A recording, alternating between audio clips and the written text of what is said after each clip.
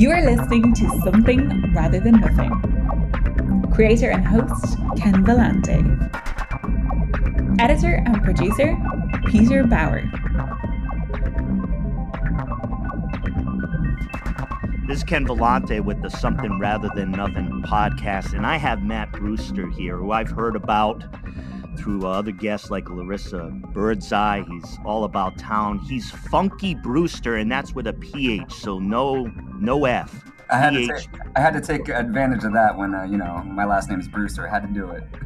Damn, Phunky Brewster. We got Phunky Brewster, Matt Brewster here on Something Rather Than Nothing. Welcome to the show, brother. Hey, thank you so much, Ken. I'm very glad to be here. Really excited too. A little nervous. This is my first solo podcast interview. Yeah, well, it's fun. It'll be a good, fun conversation, and a lot of people, liking your tracks and the licks and all the musical work that you do. But I got to ask you first, Matt. Sure. Going back to the beginning, were you an artist when you were born? I would say so. I believe that everyone is an artist when they're born, I think. Also, unfortunately, societal structures can sometimes maybe cause people to forget that fact, and maybe the artistry is dulled, but I don't think it's really ever extinguished. I think that, when we're born, we all have a little bit of art, a little bit of magic within us. I mean, wouldn't you say?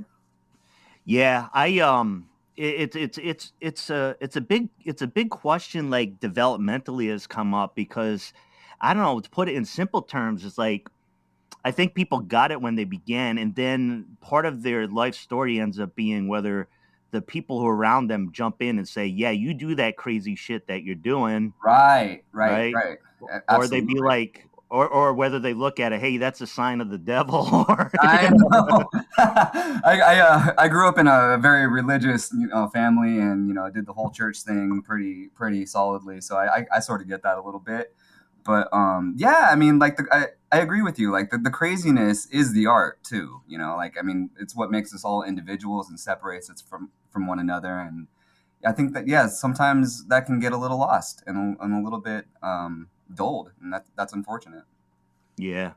Hey, Matt, I wanted to bring the listeners into the music work that you do. Sure. And I had mentioned at a recent guest, Larissa Birdseye, who's fantastic and fun. And she's great, isn't she?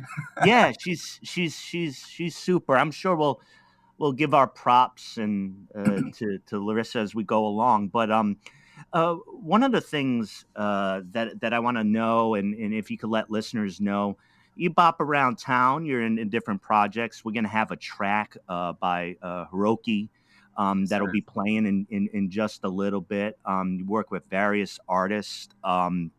So tell the listeners what you do and where you pop around in the, Portland, Pacific Northwest, and wherever. Sure. Well, I have two main projects that I'm a part of. One is with Larissa Birdseye, and I've been doing that music with her ever since we met. And funny thing about that is I met her at an open mic, and she was just playing some music there. And I was in a hip hop funk band at the time. This was like maybe 8 years ago or so. And we were looking for a female vocalist, and just so happened to randomly be like, hey, like, really liked your singing. Do you maybe want to be a part of this band? Like, what's your number? She's like, yeah, okay, buddy. And, whatever. So went on about it. We exchanged information. Like maybe a month or so later, she finally listens to some of the tracks I sent her, and she's like, oh shit. Yeah. Okay. Like maybe I do want to do this. And, so we did that whole thing for like about another year. And then that band died off because we couldn't keep a drummer locked down. Drummers are sneakily hard to keep locked down. Drummers are tough to keep locked down. Yes. Yeah, man. And then after that, she just, kind of wanted to do her own music and asked me if I wanted to be a part of it. I said, yeah. And so we've been doing that for ever since then, and we're still doing it. We actually were just in New York. She's still in New York, but I just got back a couple days ago. We played a couple shows out there. She's released a couple singles since the last EP, which is Wildfire, and that Wildfire EP I had a heavy hand in co-producing and playing some instruments on as well. And yeah, it's we've gotten to tour up and down the West Coast. We've gotten to go to the East Coast a couple times.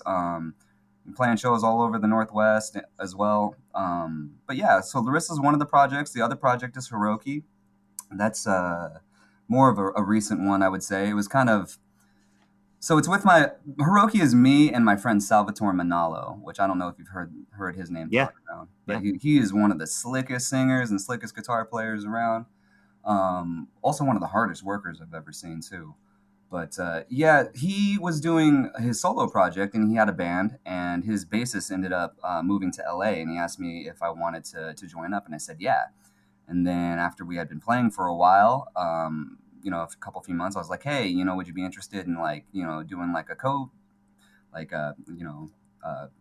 thing, where we write the songs together, and like perform together under the same banner. And he was like, yeah, sure. So we birthed Hiroki, and that was kind of made official like pretty much like close to the start of the pandemic, actually, which was interesting because we didn't really get to play out.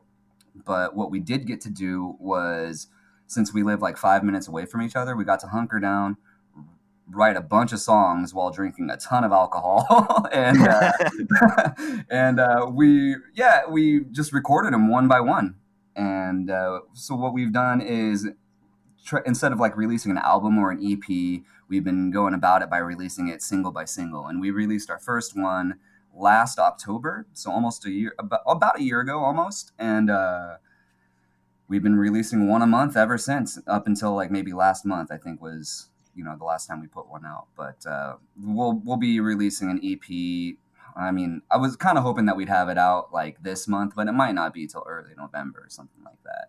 But we're just now finally starting to play back out, and it's really cool too, because even though it's just me and Sal that are kind of spearheading the project, we have a drummer on board, and we got a dope keys player, and our keys player is also, he's like using his laptop to trigger auxiliary sounds, and like using all of the MIDI sounds. We like send him all the MIDI patches that we use on the recording, so he's able to just do all that live, and it's starting to sound really, really good, and I'm really, really excited about it. But yeah, so that's Larissa Birdseye and Hiroki, and those are the two major projects that I work with. I just do a lot of freelance too around town. September was a really crazy month for me. I think I played with 9 different groups in September. Wow. And I'm used to playing with multiple groups, in any given month, but nine was kind of a lot for me. That was, I think I was just really chomping at the bit and like really anxious to get back to playing music again, since things were opening up, and I just kind of said yes to everything. And I'm really glad that I did, because it challenged me and made me like really focus up and get back to like pre-pandemic Matt, And really like doing the art, maybe the way you want to do it, or at least moving in that direction. Or just and just being busy again, and making sure that I got my chops back up to speed, and just my ability to learn songs by ear really, really quickly. And it was exciting to write out charts again. Which I had to use charts, because there's no way that I can remember 9 different set lists in the same month. No way, not possible. I have a famously bad memory.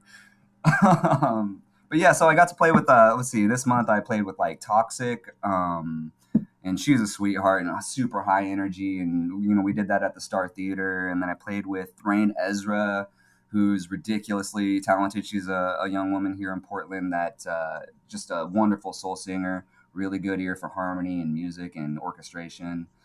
I played with Will Kinky. I'm sure that you've heard his name thrown out around. Dude literally plays everywhere all of the time.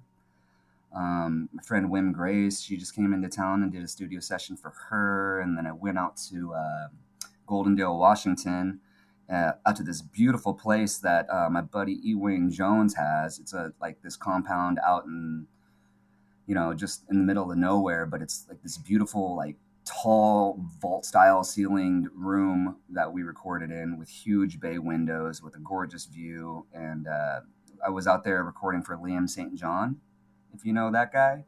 He, man, what a voice Liam's got. He's just so intense. And you would never know just by talking to him, because he's so gentle. And once he starts singing, he's like howling wolf all of a sudden. Like he's got this no, he was on, I think, what was it, The Voice he was on recently? Oh, wow, yeah. But yeah, so I don't know. I play with a bunch of people, and anybody that calls me up and says, "Hey, I'm looking for a bass player, I'm looking for a cajon player, or I need a collab on something." If I'm able to do it, I will.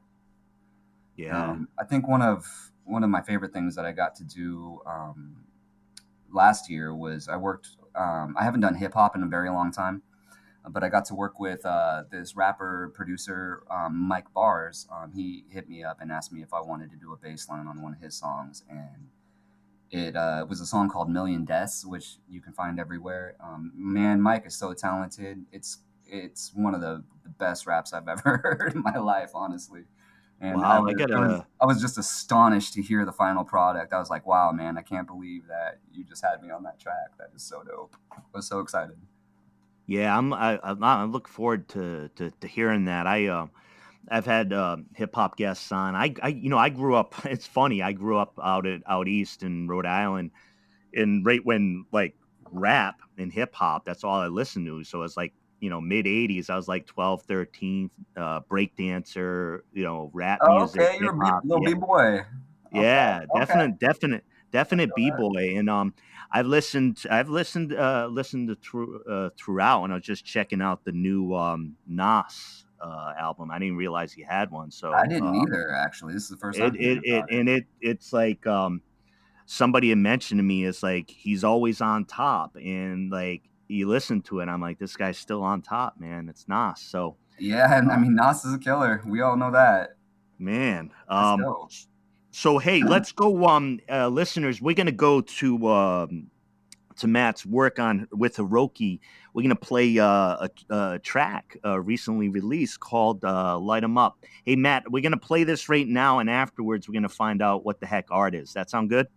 Sounds great to me. Alrighty, here we Let's go. get it. Imagine cruising in Cali, raising a glass in the air. Light 'em up if you got 'em, baby. We don't care, don't care.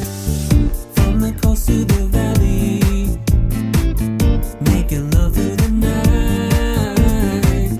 Light 'em up if you got 'em, baby. It's alright, it's alright. And it's a Friday night, we're driving downtown. We're meeting all the homies that could always get down. Cause it feels like the summer is keeping us high. And when we pull up, you fix your makeup. You caught me staring out the corner of your eye, but I'm not looking away, flirting with my lady love. Oh, just like we're cruising in Cali, raising a glass in the air. Light 'em up if you got 'em, baby. We don't care, don't care. From the coast to the valley, making love through the night. Light 'em up if you got 'em, baby. It's alright, it's alright. But when the lights fade, the feelings invade. I wanna hold you close and make a night of mistakes. Girl, I'm taking it slow till you say we should go. So while we staying, your lips are saying we should be heading to the backseat and start making all the moves that we know because we're ready to go.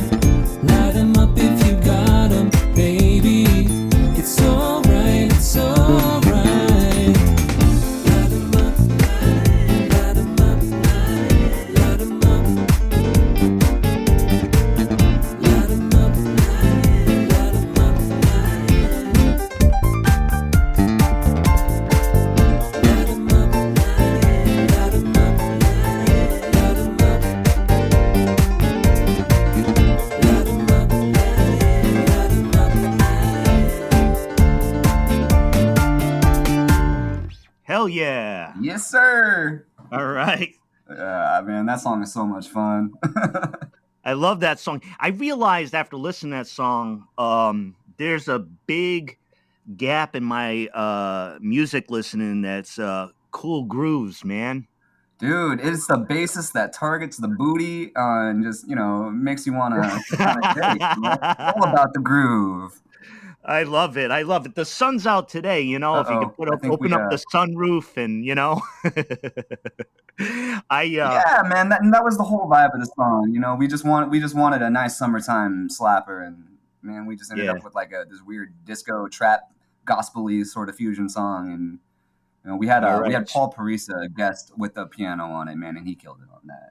Oh, it's beautiful. Okay, so I got a couple quick fill-in stories for you before we ask you about what is art. So one of the funny things we mentioned my b-boy period. My tag at the time was Sphinx, right? Sphinx? Okay. Sphinx. And in my head, my 12-year-old white boy head, I was like, my moves are so mysterious that they're riddles, right? Okay.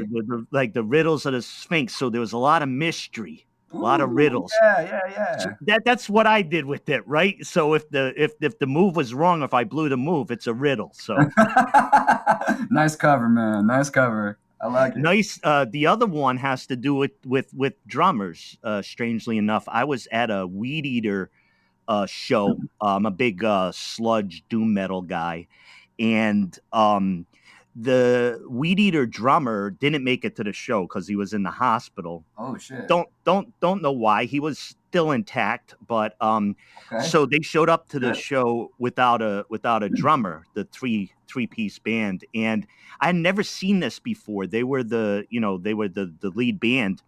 They pulled out the drummer from the first 3 opening bands to play 3 songs on each of their songs. Wild, man. So I saw them play with 3 drummers, none of which they expected to have. How fun is that though? Just not knowing, like, especially for the drummer too, like not really knowing the tunes. It's like, all right, here we go. Let's all gas, no brakes. Let's find out. The drummers were universally excited. Oh hell yeah! And did it sound good? Did they do a good job? It sounded good. Awesome, man. Man, what a way to recover! Like, can you imagine showing up to a show and then like something so essential like drums is like not able to make it? Oh my god, what a nightmare! And that's making something out of nothing right there. That's something out of nothing. That's something out of nothing. And the funny thing is too, the final piece on Weed Eater. This is the 3rd time I had seen them, and each time they've completely blown up equipment because of how loud it just completely blown it up. So not only each time I've seen them, they've dealt with personnel issues, they've dealt with equipment issues. It's like amps are like actually blowing up. Yeah. I've never seen or actually like heard a real life story about that. That's insane. Well, next time Weed Eater runs through town, well, I'll see you there. I might have to go just for that. For sure, I'm bringing earplugs, guaranteed. But I mean, this I might have to see. All right, so we got Matt Phunky Brewster, and this is the first big fastball at you. What is art, Matt? Yo, that's kind of an easy one, I think. Any form of creative expression to me is art. And I think like people typically have they tend to view art as things like music, singing, film, painting, drawing, dancing, things like that. But I think art really extends to other things and other aspects in life, like, I don't know, cooking, architecture, like interior design, like different forms of like massage, acupuncture, healing, even like being a mental therapist or, can be a form of art, landscaping. Winemaking, brewing, distilling. I mean, even sports. Like, you ever watch Michael Jordan play basketball? That is art, Yeah. Man, I had a big Michael Jordan phase when I was younger too.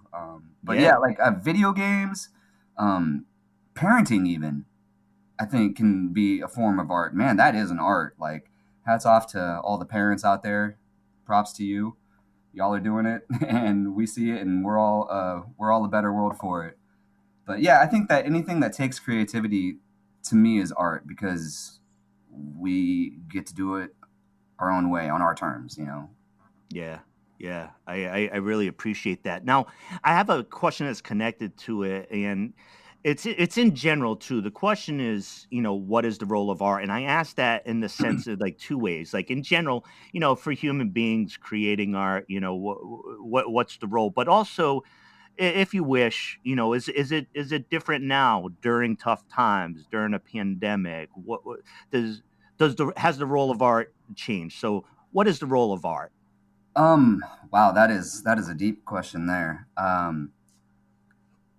For whatever reason, I kind of want to start on how it's changed during the pandemic, because I think it certainly has. Mostly because we're dealing with things and feelings and situations that our generation hasn't ever had to deal with before, and there's no right or wrong way to feel about it, I don't think.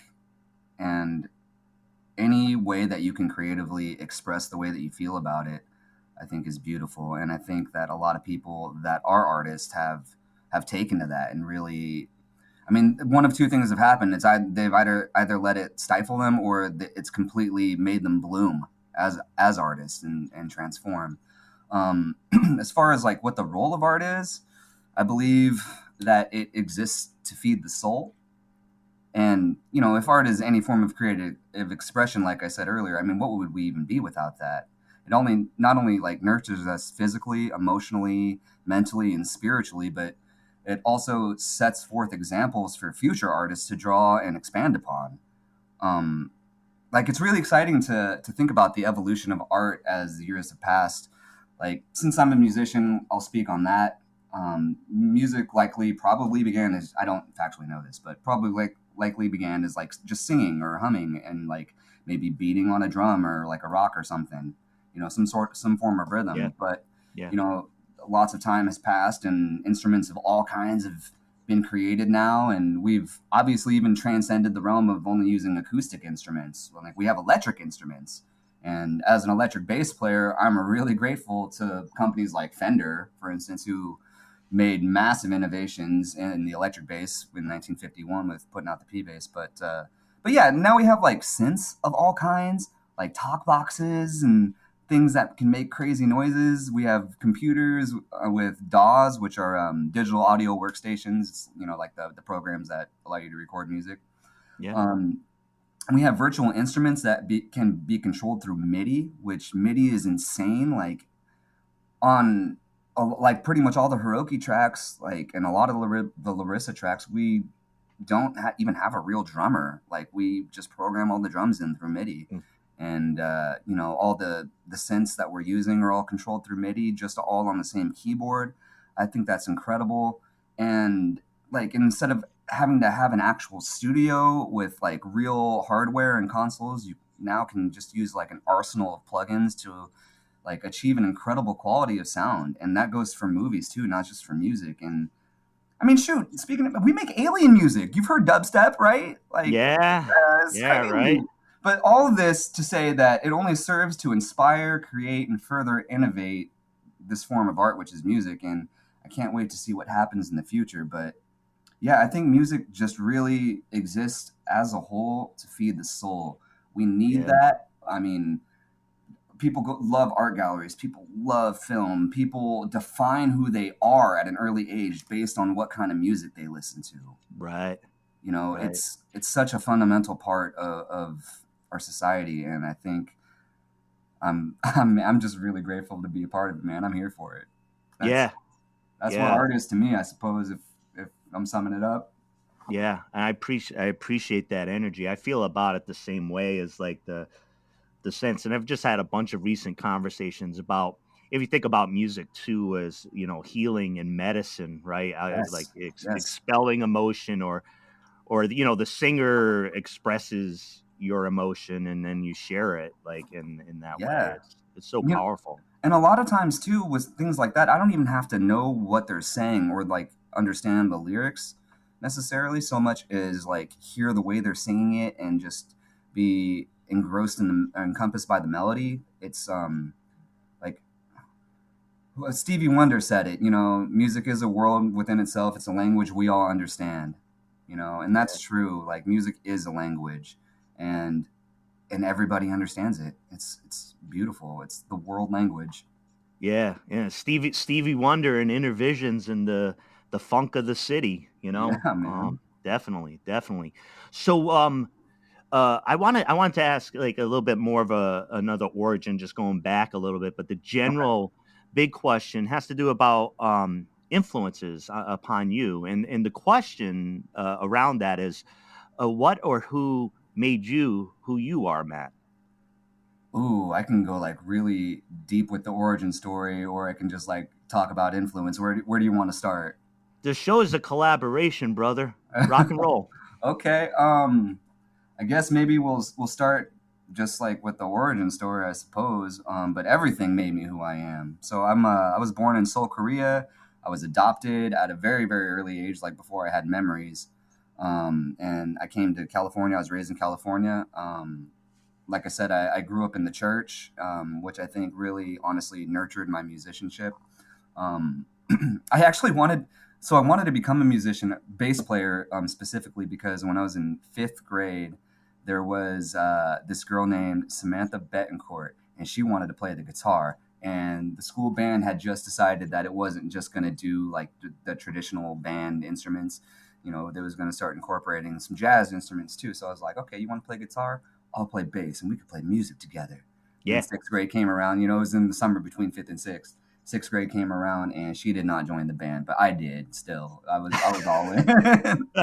But it was really cool for me because before that, the first instrument I think I tried to play was the trombone, and that was like back in fourth grade. And I ended up I sucked so bad at the trombone. Like they tried to teach me how to read music. I still can't read music to this day, by the way. Um, but I had to learn the trombone because that's the only thing my parents would let me play because I'm actually, I don't know if you knew this, but I'm disabled. I'm missing fingers and a leg. Hmm. And so since I was missing fingers, they didn't think that I would be able to play like the clarinet, sax, or anything like that. Right. But the funny thing is I'm playing stringed instruments, missing these fingers now. And, dad, eat your heart out. But my parents are really cool.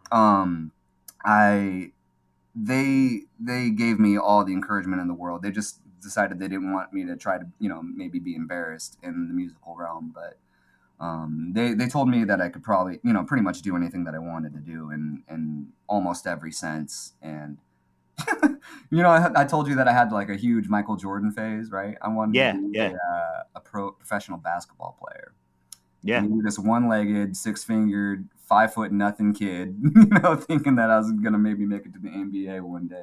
I bet there was something. I bet you there was something you could do that nobody else could do. I don't know what it is, but I bet. Yeah, lose every single time. That's what it was. That's what it was, huh? Basketball, man. Not so much of an inspirational story, right? No, Yes. not there. In fact, Larissa will still try to get me to go out and play basketball sometimes, and she just whoop the dog shit out of me. And she looks like a hoopster. She is a fierce competitor. She gets this like look in her eyes, like Kobe Bryant used to get back when he was it's my time now. And she'll take it to you, man. She'll put the shoulder down and come at you. Is she out in New York for the Brooklyn Nets, or is she playing music? She's playing music, but Okay. I would think that she's moonlighting with the Nets, But yeah, so like even just being disabled had a huge impact on the way that I've grown up to play music because I have influences for sure. Those influences, as far as like bass goes, I would say Victor Wooten was a huge catalyst. I mean, every bass player loves Victor Wooten. I mean, how could you not? He's one of the greatest to ever do it. James Jamerson played on all the Motown hits, like half of the Motown hits you've ever heard. Jamerson was on. Yeah, I played with the Funk Brothers. Those two are probably my two biggest influences. But I could never really emulate the way that they play through my own playing because of my hands. So Right. I've had to learn how to do it on my own terms. I used to play with a pick, actually, because that was the only way that I thought I can do it. And then I had a good friend that was like, come on, man, why are you putting limits on yourself like that? And he's like, I'm just thinking to myself, shit, all right, pants me in the schoolyard, call me out. You got me. Like, let me try this thing, and Yeah. put in the work, put in the hours and the time in the shed. And I haven't used a pick for so many years, and I'm slapping. I do slap bass a lot. That's one of my specialties. I do a lot of double thumb technique, do a lot of palm muting, but yeah, it's that's really been the disability thing has been a big factor on forming me into who I am, especially as a musician. I think I used to struggle a lot with substance abuse many years ago. I was like wildly addicted to drugs, and I think coming out of that, music had a big role in me stepping out of that, which is kind of ironic because I feel like a lot of people might get into drugs because of music and the Yeah, whole right. game, but yeah, it was actually the opposite for me. And I owe a lot to my friends and my family and my bandmates, and just honestly the whole music community for keeping me on the straight and narrow, since then. And quite honestly, you know what? The more I think about it, everyone that I meet in life in general, not just in the music community, I think changes me on some sort of level. Maybe not much, sometimes maybe a lot, but I think that everybody that I meet changes me in some sort of way, and I'm grateful for that, and it's helped form me into who I am. Yeah. No, and and thanks, Matt. And the thing around, around with the art and what it does for you. I mean, I think it's so powerful, and I know you pointed, towards it, but I'm talking artists, like there's a sensitivity to like, the human condition, right? And like feeling things. And I think you pointed to it of like sometimes the culture around art tends to be problematic or like escapism, or it can be tied up to other like Yeah, drugs and yeah, things that absolutely. could be problematic for the person. But it's a complicated dynamic because within there is like the way that sensitive people or artists or people in general hold on to songs or hold on to that riff to kind of like Right.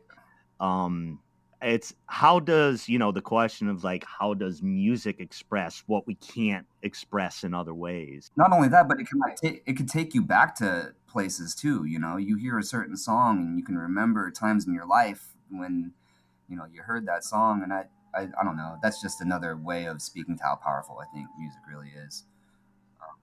Yeah.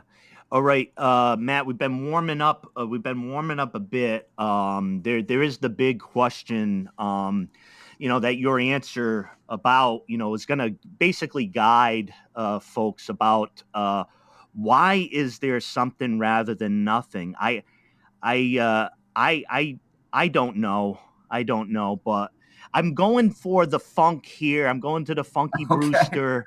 I'm saying, like, what's going on? Why is there something rather Why is there than something nothing? rather than nothing? Man, that is a broad question right there. Um, you know, I would I would say because there's got to be something. Because if there's only nothing, what are we even doing it for? All right, like there's got to be something in your life, in my life, in our lives.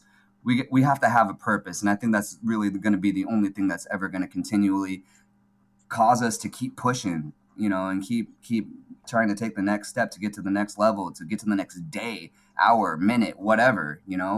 Um, shoot, even just deep breathing sometimes is something rather than nothing. If that's what you got to do to keep on pushing. Yeah, I think that on another manner of speaking of this topic, I think it's really exciting to go from an empty blank canvas of whatever sorts and create with it. Like just get to put your own mark on whatever form of art, that you want. Yeah, I don't know. You just got to make something out of nothing. That's just the way life is. Life puts yeah, us here. We didn't necessarily ask to be here, but here we are. Make something of it. yeah. Thank you. Yeah, of Thanks, Matt. course. I wanted to ask I wanted to ask one question related to you speaking about your Sure. disability and. uh, you making adaptations, trying to figure out like how is it that I learned this? How that I do it? I mean, did you struggle at times being like, just fuck this shit? It wasn't created for me. I mean, you get to that point where you're like, why am I trying this? Yes, absolutely. That has been a thing. I've been doing this for over 20 years, and you bet your sweet ass that I have thought that on more than one occasion. But you know what? I don't think that just because I have disabilities that I'm the only one that ever thinks that. I think that Yeah. pretty much every musician that I've ever met at one point has been like, what? Like, should I be doing this? Like, is this for me? Like, so I don't think I'm alone. But as far as the disability goes, I have wondered that specifically about the disability. That is true. But the thing is, it's the only thing that I've ever known that I've wanted to do since almost as far back as I can remember. And it's one of the few things that I've gotten really, really good at and that I've wanted to stick with. And it's one of the only things that when I'm not doing it, I miss it terribly. And I feel like part of me is missing, that I'm not being myself. I'm not being true to myself. And when I think about not doing it and like maybe like, I don't know, in times past when I've thought about just getting a regular 9 to 5 and submitting to the man, it's so, I mean, there's a certain sense of security that might come along with it financially, but it's just such a soul sucking thought that I mean, this is what I'm doing. I've made the decision. This is it for me, And even if later on down the road, music financially doesn't pan out somehow, I'm still going to be playing music. That's never going to stop. I just have to. Yeah. It's just such a fundamental part of who I am at this point. Thanks. For personal indulgence and for the listeners. Yeah. Keep playing it. Keep doing it. I want to say, like, if you're thinking that you can't learn an instrument, because man, I can't tell you how many times I've heard motherfuckers come up to me and be like, "Oh yeah, I can't play the guitar, I can't play the bass because I have such fat fingers or whatever." It's like, motherfucker, you got all 10 of them. Don't even give me that. I want to hear it. But yeah, man, like if you want to do it, if you want it bad enough, if you want to do it, you will put in the work. You will put in the time. You will deal with the frustrations, and guess what? You're gonna probably end up pretty good if you stick with it. I hear you. No, thanks for that. Listeners, we're talking with Matt Brewster, and before we let Matt go, I want to find out, Matt, can you let the listeners know? I know you mentioned the bands who played Hiroki track there, and can you lead listeners to where to find your stuff, whether it's live in person or kind of like where to come in contact with you? As far as Hiroki goes, you can find us anywhere that you consume your music, be it Spotify, iTunes, Tidal, Amazon, SoundCloud, wherever. We're there. You can find it on our website, which is hirokitheband.com. We have links to all of our stuff on our Instagram, which is just at hirokitheband. Please follow us there. We'd love the support. It means more than you know. And yeah, I mean, as far as when we're playing out, we're going to be doing like our first official live show at the end of this month. It'll be October 29th in Portland at the Atlantis Lounge. And we'll be kind of doing double duty with Disco Montana, which is, Haley Lynn and James Villa's duo, but we're kind of going to be backing each other up, in each other's projects. It's going to make for a good funky Halloween night, man. If y'all can make it out to that, you absolutely should. And you can find the ticket link if you go to our Hiroki Instagram page, click that link in our bio, you'll find the ticket link right there. And then as far as Larissa goes, she is, like I said, currently in New York, and I don't think we have, since she's going to be there till early November or like end of October. We don't really have any shows lined up for the rest of the year. However, our next show that we do have on the books is at the Crystal Ballroom on January 15th. And looking forward to that one a lot. I mean, it's the Crystal Ballroom, Yeah, man, that's so great to hear, and thanks for sharing that because as listeners you heard, Matt has a lot of different projects, and I've really enjoyed going deeper Thank into them and following them. Oh, I And also got to say, because I Larissa will murder me if I don't, I forgot to tell you where you can find that music too, which is also everywhere that you consume music, which is Spotify, Apple Music, all that. And her website is larissabirdseye.com, and you can follow her at Larissa Birdseye on Instagram. Thank you for letting me Yeah, do that. and thanks for that. We love Larissa. Had her recently on the show, and I won't put out a strong challenge right now, but I'll put out a light challenge.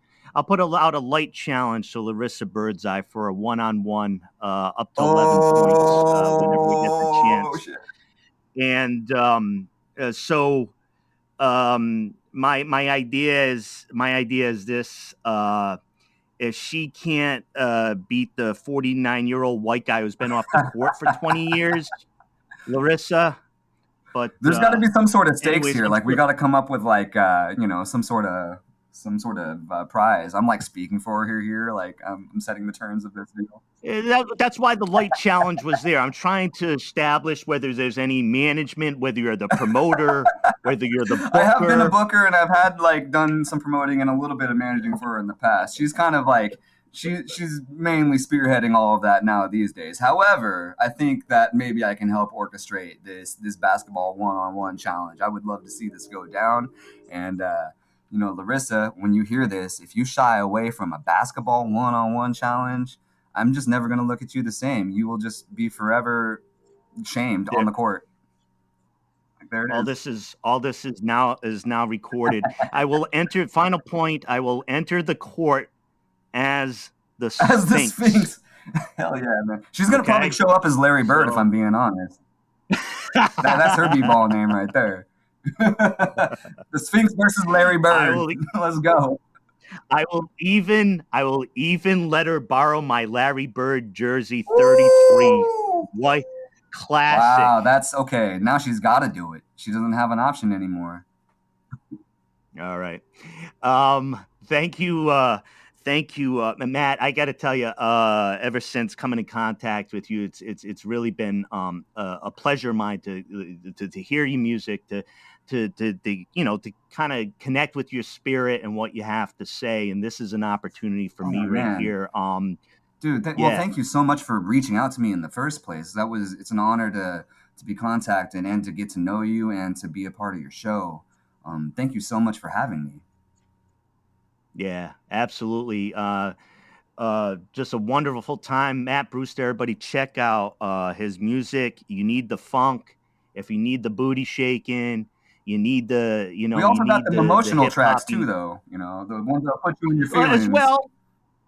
As well. I mean, there's a certain popularity. I got to lead with the booty shaking and then the that's funk. How I always start too. Also, I don't blame you there. Thank you. All right, Matt.